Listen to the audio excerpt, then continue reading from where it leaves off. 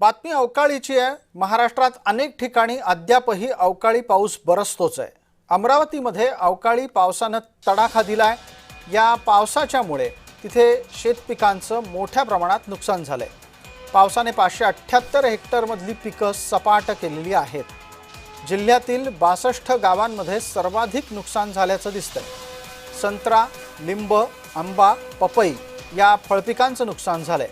चांदूर बाजार तालुक्यामध्ये 133 हेक्टरवरील संत्रा पिकाला मोठा फटका या अवकाळीमुळे बसलेला आहे। तर अंजनगाव सुरजी तालुक्यामध्ये 29 हेक्टरमधील लिंबू पिकाचं नुकसान झालंय।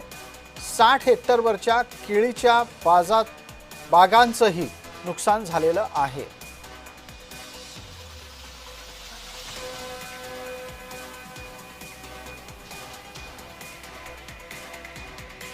या निमित्तानं आपण जी बातमी पाहतोय ती शेतकऱ्यांच्यासाठी अत्यंत चिंता वाढवणारी अशी बातमी आहे। कारण आत्ताच अमरावतीमध्ये अवकाळीनं तडाखा देऊन केलेलं नुकसान समोर असताना आणखी काही दिवस 3 एप्रिलपर्यंत खास करून अवकाळीचा पाऊस महाराष्ट्रातल्या अनेक भागांमध्ये येऊ शकतो असा अंदाज व्यक्त करण्यात आलाय।